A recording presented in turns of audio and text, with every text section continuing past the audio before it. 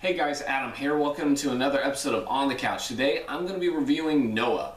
So, is it worse than Son of God? No, it's not. It's a hell of a lot better. All right. And I had mentioned this before in my Son of God review. I'm not here to attack any religion. I'm not here to try, and I will try very hard not to state my own personal beliefs. But I have said before that what I like about movies like Passion of the Christ, The Last Temptation of Christ, any biblical movie, any of those biblical movies, is they add something different and unique to a story we've already been told a million times. Noah does the same thing here. It gives us something very, very unique about this character, about this man, who is portrayed as a man. And I'll get to that in a minute. And basically everyone knows the story of Noah. God is going to rain a flood down to wipe out all man. He chooses Noah and his family to build an ark to save all the animals, blah, blah, blah. This movie is really good. This is, while it's not one of the best biblical movies I've seen, it is up there. It really is. It is something that tries to be its own thing. It tries to be unique. It does what I like about certain biblical movies, which is it makes you question things. It makes you think about things. It just doesn't make you go, oh, okay, so this is what, well, they're taking this directly out of the Bible, so it's got to be true. It makes you wonder. It makes you think about these certain things, while at the same time it is very much a comic book movie, because it is based off the graphic novel. The Bible had been used as a reference here, and it works. It really does. It works very well here. The way it's balanced out, and when this movie first starts, the first thing I thought was, this is a movie that Jim Henson could have made back in the 70s or 80s. Especially with what they never showed you in the trailer, which probably would have turned away the Christian audience, which are these rock monsters called the Watchers, which are fallen angels. That's right. Fallen angels who decide to help man, and God punished them, turn them into rock monsters. These things are the coolest fucking things I've ever seen in my life. These things are awesome. And they kick some serious ass. These things are amazing. And there are times where the mouth doesn't move with the voice, and normally that would irk me, but it works here because they're rocks, so it makes sense. And they do add things to this story. They add more to the wickedness of man, and it's not just isolated towards like the rest of the world. It does show the possible wickedness of Noah's family. Noah's family is just as capable of being corrupt. Noah is just as capable of being corrupt in this film, and because he's a man. And that's the one thing a lot of people tend to forget about some of these characters, is that they are human beings. They are not godly. They are not invincible. They are just as human as the rest of us. They are just as easily capable of committing horrible things just as we are. And that's what I felt like was kind of missing from Son of God, was just how two-dimensional Jesus was. which has been done so many times that I want to see something different. Here, I get that. I get a biblical character who we have known since childhood be a human being. And I'll get to that in a minute. The cinematography is beautiful in this. Like I said, this is a movie that Jim Henson could have made back in the 70s or 80s, where it shows like wide shots, it shows wide shots of the landscape, the characters walking from one end to another in shadow. And even the editing is actually done very well too. Like it feels like I'm watching something back in the 70s, like a fantasy film back in the 70s or 80s, with how it like fades to black and it fades back in and whatnot. And it's just really gorgeous. It is. The visual effects are beautiful. This is one of the most beautiful movies I've seen in my life. I've seen in a long time. That's not a kid's movie anyway. And now to get to like actors or the cast. Like I said, Noah is a man, and Russell Crowe actually plays that very well. In the first half, it is very much like a Jim Henson movie, or feels like a Jim Henson movie. In the second half, it's the freaking Shining, because they're stuck on the ark, and Russell Crowe is trying to figure out what he's supposed to do, and he's just completely given up on humanity, because that's what he feels like God wants him to do. It's just like, yeah, there's no hope for humanity. Humanity is not meant for us. Like, when this is done, we're all gonna die. No kids, no nothing. We're all gonna die. Period. The only things that are gonna survive are the animals. The animals are gonna inherit the earth. And I get it. I get why. I can understand why he would think that, because he feels, and this is where I think the human element of Noah works, is he believes this is what God wants. In reality, God was testing him just as much as he was telling him to save the animals. He was seeing if Noah was worthy of surviving as well. If he was truly worthy. And in the meantime, Noah's going batshit crazy. He's just kind of going a little insane. I mean, he was willing to kill his own grandchildren if they ended up being girls, which they end up being. But it ends up again becoming a test. A test that he actually passed, which, of course, we could figure that out. It's supposed to have a happy ending. But yeah, Russell Crowe was really good at playing Noah.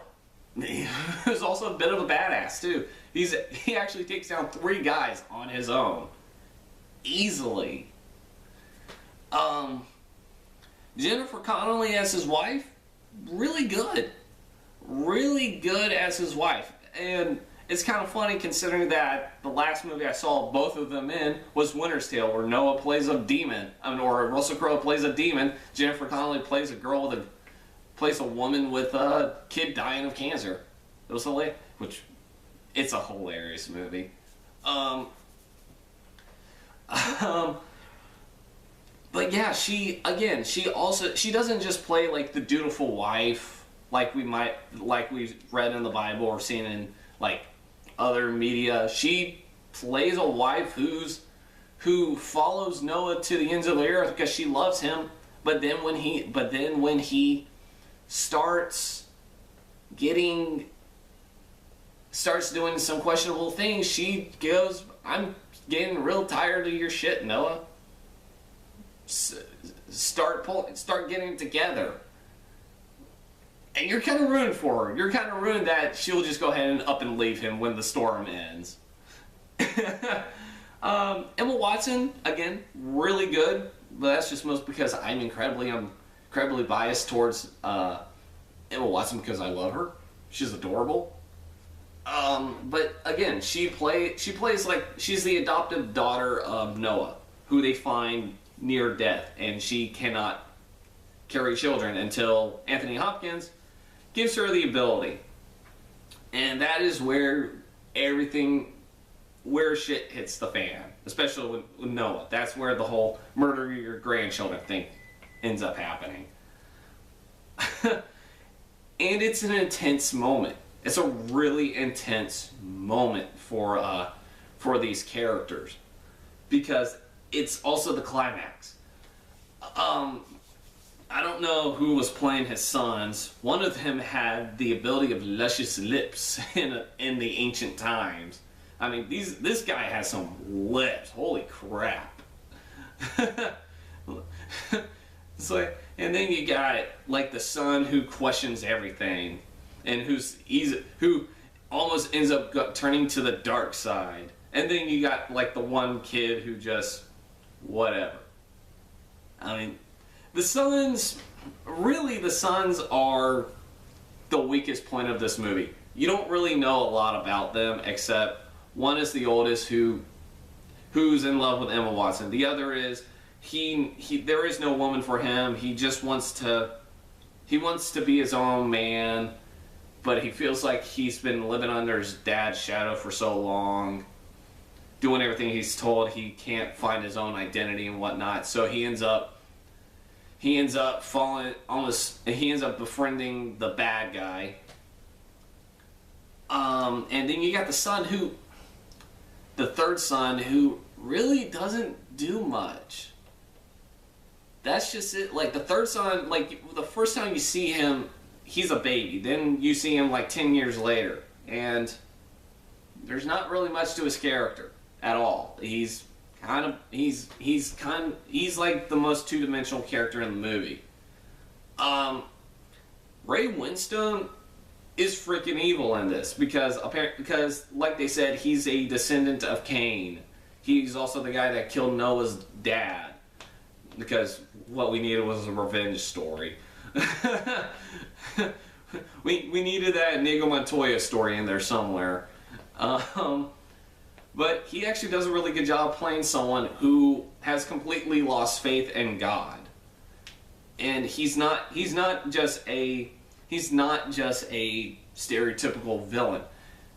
He's a man who's completely lost faith.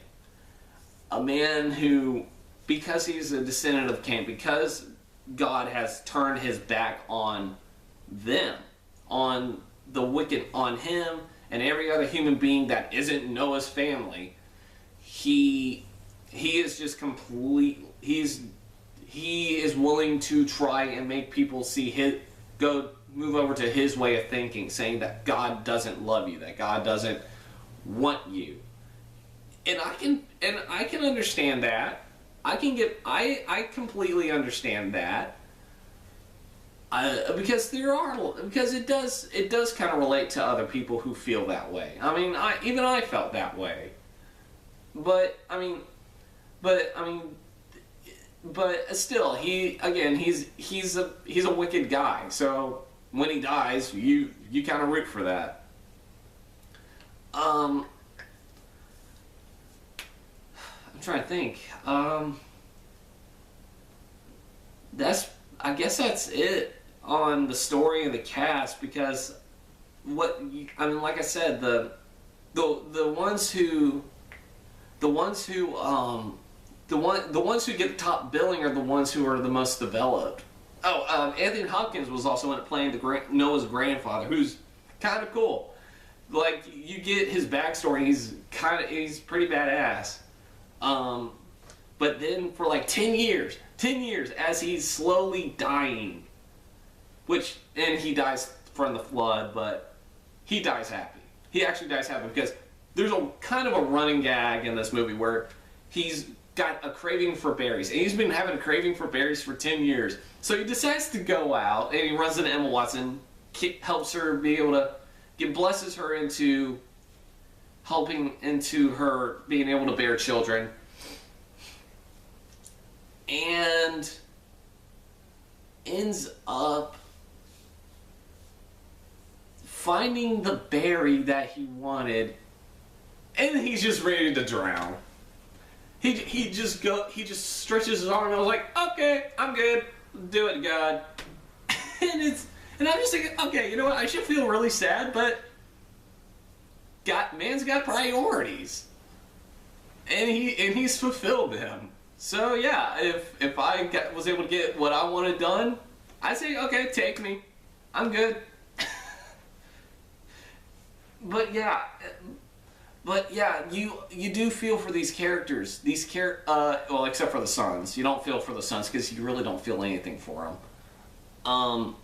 Although the second son is actually the most developed in this movie. The second, because he's the one with a somewhat of an arc. The oldest son, the only reason why he has an arc is because his arc is connected to Emma Watson. But yeah, the second son has an arc. Okay, I just realized that could have been a pun. But no, but yeah, it's not. But yeah, you do feel for these characters. You do feel for how these characters are reacting to one another, especially when they're on a giant boat full of animals for 40 days and 40 nights, which seems to be a running thing in the Bible.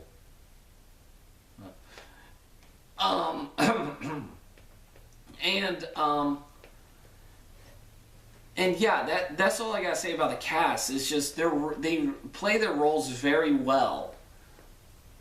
You do feel for Noah. You do kind of understand where he's coming from on that. So you feel for Ray Winstone's character. You feel for Jennifer Connelly, and you really do feel for Emma Watson, especially when she's got that giant basketball and trying to keep it tucked underneath her costume, and pretending as she's carrying a baby. And then she's gotta try and keep her CGI babies from getting killed by Noah. I guess I could go more into the visual effects, though, especially one particular scene that might piss off a few people. Because, like I said, this is Darren Aron. Not only is this based off of a graphic novel, but it does feel like this is also the director's interpretation of things. And like I said, this is probably going to piss off a lot of people. Not me, however. What happens is Noah starts talking about the creation of man, the creation of the world, which everyone knows the story. God creates it in 7 days. And I'm not going to put my personal beliefs on that, or my theories on that. No, and as he's telling this, and it's really kind of like a stop motion kind of thing, where it's frame by frame, where it changes frame by frame by frame by frame, just like, and it works, and it's very well done, just quickly showing the creation of the earth.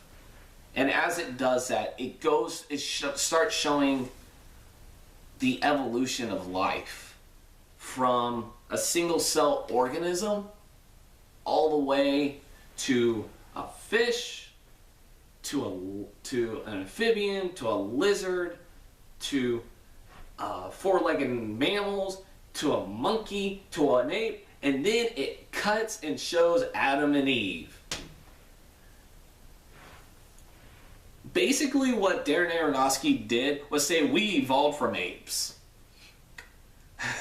Or almost did, before he decided to cut it before they actually showed an ape evolve into a human being, which I gotta hand it to Aronofsky. He was willing to risk that. He was really willing to risk pissing off a lot of people just to get that just to get that across, just to get that onto the screen. Although I was more upset that they didn't really show that, because that would have been really cool. Just seeing frame by frame the evolution of man. That would have been really cool. But no, they actually cut to that, and then they show Adam and Eve shining in gold, bald, and then they show the forbidden fruit, which like seems to be a beating heart because it like started pulsing, which is fine. I mean, I can understand that, and yeah, it's just shot very well. I can't state how beautiful this is enough about how beautiful this is, because this is really a beautiful movie. So yeah, that's kind of it for Noah. I guess I don't want to take, and I have spoiled enough of it that I don't want to spoil anymore, because like I said, some of the things about this movie you have to see for yourself. And like I said, and really, don't let some of the scenes here like turn you away from it based on your personal beliefs. Like, go into this with an open mind, especially since this is someone else's vision of or interpretation of what what happened. Definitely go see it. Final score for this is an 8 out of 10. I would recommend it. I really would. It's a lot better than Son of God, that's for sure. But yeah, that's all I gotta say about Noah. So let's go ahead and get into trailers. Although there's really not a whole lot for trailers, because again, there were mostly things I've already seen. But there are a few trailers that I haven't seen. Okay. First off is Draft Day, of course. Next is The Giver. This next trailer is the first time I've seen this. This is Get On Up, which is the James Brown biopic. Which, the trailer kind of makes it look like any other kind of biopic you've seen before about a famous musician. It's very reminiscent of Ray. I mean, the way it's edited, the way it's the backstory, it's very much like the Ray Charles biopic. But being a big James Brown fan, I'm still gonna go see it, especially since the guy playing James Brown is the same guy that played Jackie Robinson in 42, and he was really good in that movie. So and this movie does look decent enough to go see. And the guy who's playing James Brown, sounds like James Brown. He does a really good impersonation of James Brown. I got Transcendence again. Amazing Spider-Man 2, which I'm looking forward to the movie. I'm just getting really sick and tired of seeing the same trailer over and over again in every single movie I see. I got The Other Woman. And I got Transformers Age of Extinction. Now, this is not the first time I've seen this trailer. I saw it online. But I got so many problems with this thing just based on the trailer alone. I really do. And yes, it is because, and yes, it is also because I hate the other movies. I do have a deep hatred for Michael Bay. And I have absolutely no hope for this one. But I don't want to get too far into this trailer because if I do, it's going to take forever. So I'm just gonna save my bitching for that on that movie when I actually see the movie, which will happen. And next is Hercules. This is the other Hercules movie, and if you guys remember my review on Legend of Hercules, I was none too pleased. This might have the opposite effect. This this one is the Dwayne Johnson Hercules, where he looks like a Greek, sort of. Well, okay, he looks more like a Samoan playing a Greek, but he's more believable than what's his face from Legend of Hercules. But this one looks more. This one looks a little. This one looks like it could be a little laughable, especially with the acting, because it's just I was kind of just laughing at the delivery of Dwayne Johnson's line, and yeah, he's not a great actor. I wouldn't even say he's a good one, but he's a decent enough actor to enjoy. But the way he just screams out his name was hysterical, to say the least. But it looks like this is definitely the Greek mythology movie that I've kind of been waiting for a while. One that tries to be serious, but not taken too seriously. Whereas Legend of Hercules, yeah, it was stupid, and I laughed for all the wrong reasons. But I felt like it was trying to be serious, but at the same time trying to be the Twilight love story. This one is not. This one doesn't look like it is. It's meant to be a Greek epic. It's meant to be badass looking, and that's what we're gonna more likely get. So yeah, that's pretty much all I got for that. Later today, I got Sabotage, the new Arnold movie, which I'm definitely gonna. So I'll have that soon. And next week is Captain America: The Winter Soldier. Expect a review on that one. What will happen though is it will be a midnight for me. So it will not be shot on the couch. It'll still be an on the couch review. It just won't be on the couch. And I know I'm saying that because, and even though like a lot of the movies that I review, I tend to see a day before with pre-screenings. This one, however, will not be. So expect this one more in a different location than on the usual one. And expect other reviews to be like that as well, especially come summertime. But that's pretty much all I gotta say. Noah, good movie. Definitely go see it. And again, keep an open mind about it. Don't go in here. Don't like completely write it off as blasphemy or anything. Just definitely go see it. It's definitely a movie worth seeing. Bye.